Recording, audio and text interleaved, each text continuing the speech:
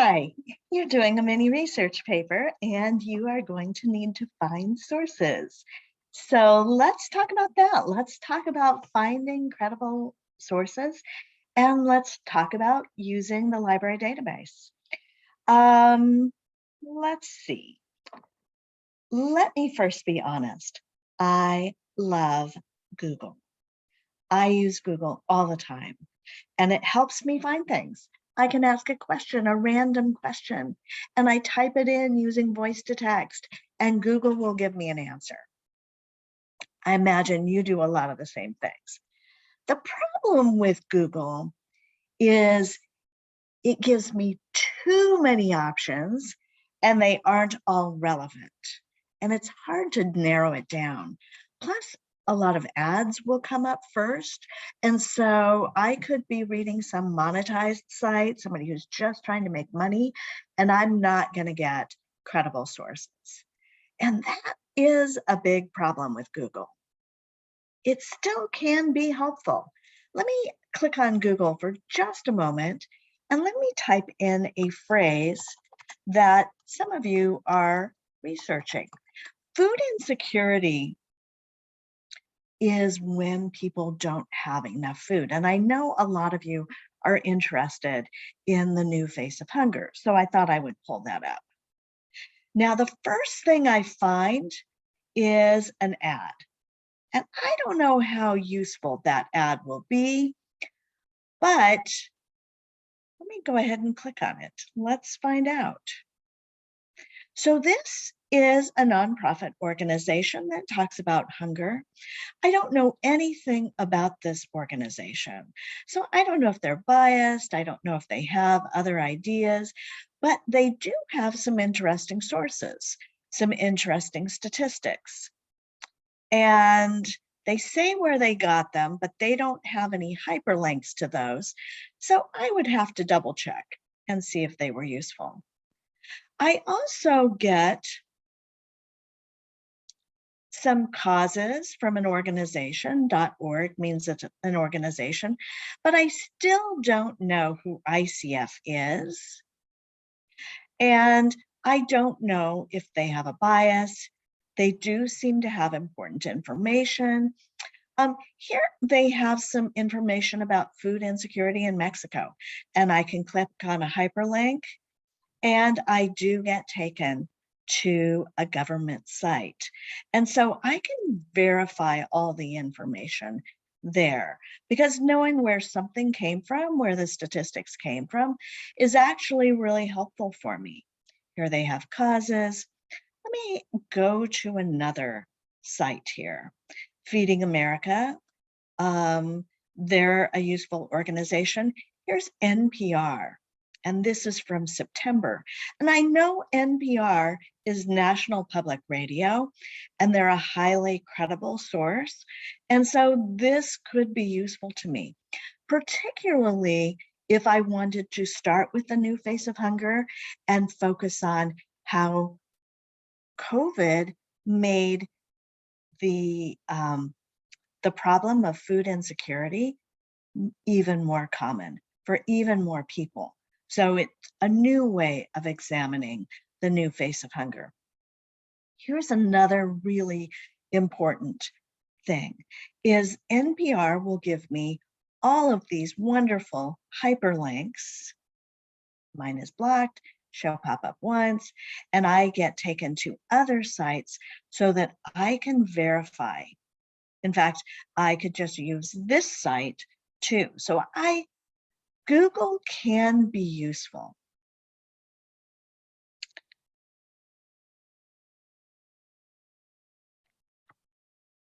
What about Wikipedia?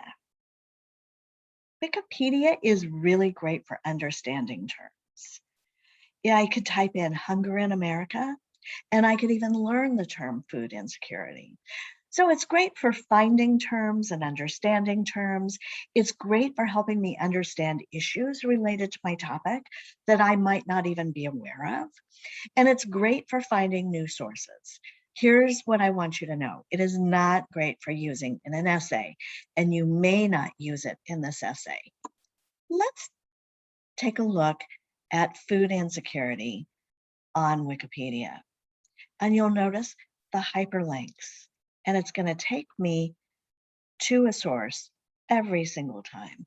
It's going to give me a history. It's going to give me examples by country. If I wanted to narrow it to food insecurity in the United States or in Mexico, or what are some attributes, the pillars of food insecurity, causes, effects, anything else. It's got all kinds of infographics I can look at. And let me take now I'm not talking very clearly. This one's quite long, but let me go down to the bottom.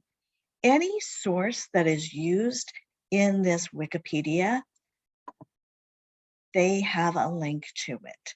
And so I could potentially find sources that are legitimate sources. Let's enter something else into this. It's like, I know some of you are looking at insects as food, and I can find all kinds of really great information. Whoa, did you know that you can eat whole fried edible insects as street food in Germany? I did not know that. And so there's a lot of great information. There are also there's a lot of information issues that I might not have been aware of. And I don't have to cite Wikipedia, which this essay does not allow me to do. But once again, there are lots of hyperlinks that will take me to that information. Even so, if I stay on websites and I stay on Wikipedia, I may miss some really rich information that can help me with this essay. And before we get to that, I want to talk about what makes a source credible. First of all, we want to know who wrote it. Amy Choi is a credible source, but she's not an expert in food. She's an expert in writing. She's a journalist. And so I want to look at who published it. TED Talks is a really credible source because they vet all the people who do that. There are lots of different types of TED Talks. So you want to make sure it's on the regular TED Talk channel. Food and Wine Magazine, very credible source. NPR, very credible source. But not all sources that I can find are credible. So I want to ask, is this source more interested in making money through lots of hits? Or is it interested in providing a bias than discovering truth? I need to find that out. If I'm not familiar with the source, I need to find out who it is. Another thing that I want to mention is when it was published is also important.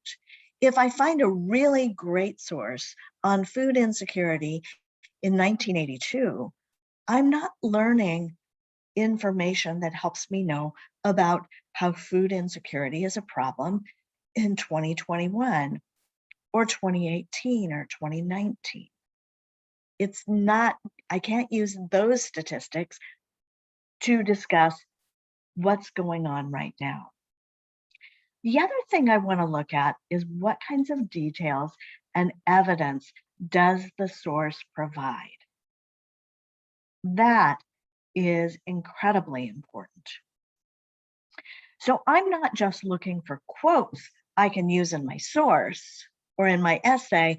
I'm looking at what kind of examples does the author provide? What kind of evidence does the author provide? And so I'm not just looking at where this came from and who wrote it, but I'm looking at who is my author quoting, what evidence and example is my author providing, and where did all those things come from? That evidence, those examples, those authorities that the author uses, those should be in my paper. That's what's going to make my paper credible. Now, we can simplify our choices by using the library database. And so we're not left down the aisle looking at many, many different types of sources.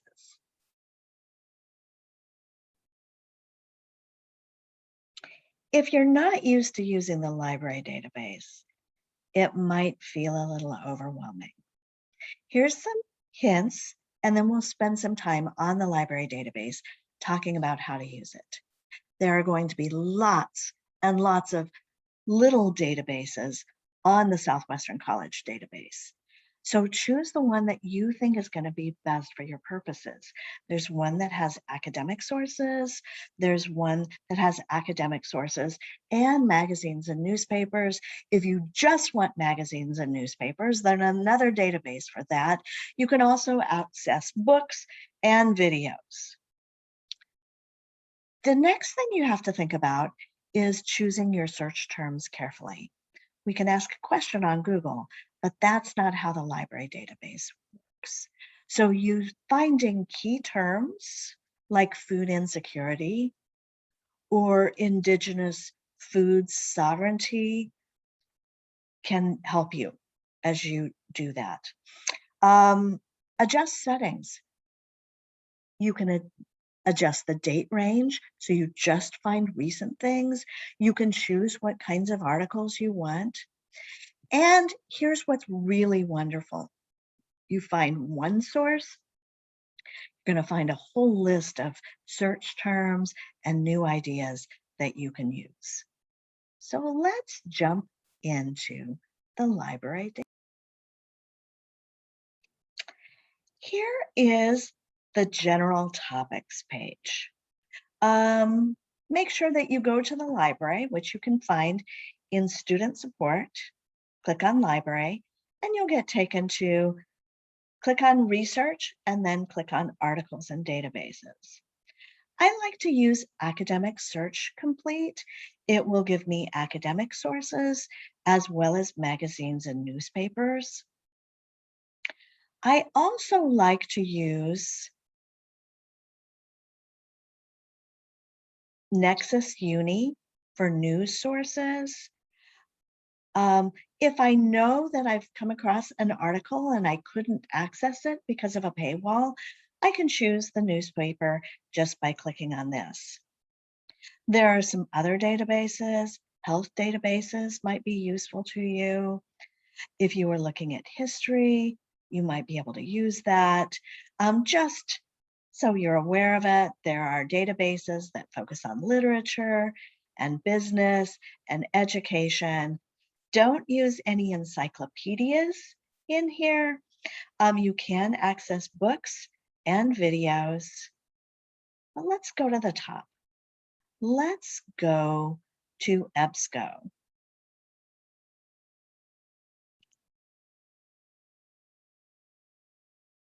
One thing I found is that the database is a little bit slow, so I have to be patient. I am not patient, but I am learning to be when it comes to research. And waiting and waiting. Okay, so I want to enter food insecurity. And you'll notice that I put quotation marks around food insecurity. That's because I don't want it to look up food and insecurity as separate terms. I want them to look up as this is a phrase. You'll notice that EBSCOhost will give me suggestions. Food insecurity in the United States, in children, in college students, health outcomes, solutions, in America. I mean, this is all really useful. And you might want to narrow your topic down to one of those things. I just want to look at in the United States right now, and I'm going to click on that. You'll see I have 1,429 sources. And that means that there are a lot of different options here. And so I think I want to narrow this down. over on the left, there's a lot of ways to filter this. I can limit it to full text, which is useful. I don't want to find a source that is going to, like I go to it and I can't access it. Next, I can narrow it to dates. And remember, I said, I don't need to learn about food insecurity in 1976. That's not useful. But I'm mostly interested in, let's say, 2017. Now I'm down to 500 sources, which is still a lot. College students, women living with HIV. Here's attitudes towards food insecurity in the United States. And this might actually be interesting. So I'm going to click on this. This is an academic text. Sometimes academic texts are a little harder to use because they are written with lots of large words and a structure that might not be familiar to you. You'll notice I said there's new search terms. And I think that can be helpful. I'm going to focus on the introduction. And one of the reasons why academic sources are so useful is because they're so credible. I don't have to worry about a strong bias. Everything in there is going to be super researched because they use something called peer review. Peer review for us is your peers look at that, and your peers are students. The peers of academic sources, well, let me say academic sources are written by scholars for other scholars. And so their peers are other scholars. So super useful to me, but I may not be interested in that. But let me show you a nice trick that when we use the library database can be helpful. See over on the right where it says Cite? I can click on Cite and it's going to give me citations. There are many different types of citations, but I want MLA 8 for my surfaces. And I can copy paste this and I can copy it, put it on a Word doc, and paste it. And so that's a pretty neat trick.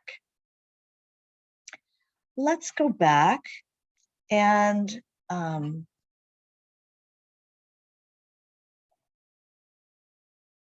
me make this even smaller. Let's just start it with 2020. And now I've got 200 sources. I can also limit it to magazines.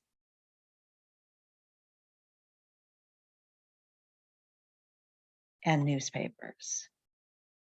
Now I have smaller things and I've got 34 sources. Let's just say I don't want to deal with a scholarly source, but I do want some information. And these are from newspapers. They may be short, and if something's short, it's not going to help me a lot because remember, I need evidence. But I like this. Here's something from MIT Technology Review, and it's going to answer me some questions. By the way, here's an abstract, and that can be really useful because it tells me, here's what this is about. This is about food insecurity in Afghanistan, Yemen, and in Mississippi. This is the United States. And they're going to look at increasing water usage and agriculture policy. And I think that this could actually be really interesting. And so maybe it's useful to me, maybe it's not. You'll see the search terms. And once again, I can get a citation. Remember, you've got to scroll down and choose. Oh, they didn't give me an MLA option. Oh, that's so sad. That means that I would have to create my own citation. Oh, nope, there's MLA. I can just copy paste this and all is good. me talk about another. I looked up insects as food, and I found this very lovely article from New Scientist.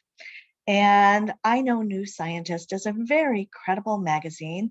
I know it's not too long, it's 2 pages, so that's kind of nice. Lots of great details.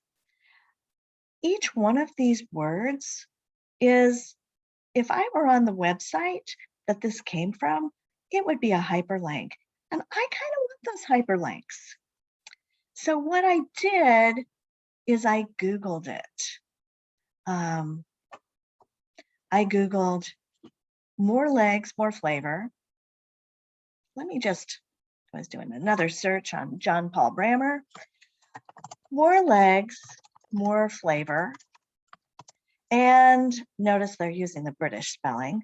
And I looked up New Scientist. And there I go. I've got the article. It's got a different title, but ooh, this is great. I've got wonderful images. I love this. Same text. And again, I've got all these wonderful hyperlinks that are going to take me to new information. I like reading it on a website.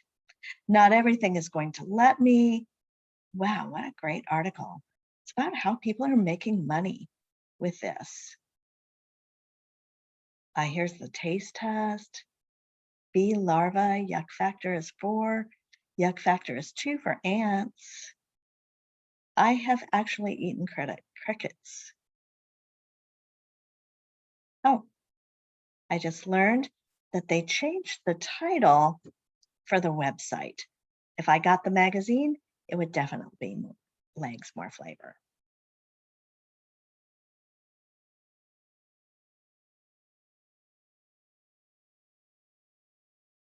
I'm going to stop right there because that's a lot of information.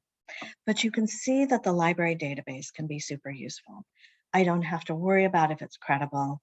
I can use the search terms, but I may want to start with Wikipedia, or I may just want to see what's out there for Google. And that's it. I'm going to finish up and post this so you have access to it. Have a great rest of your day.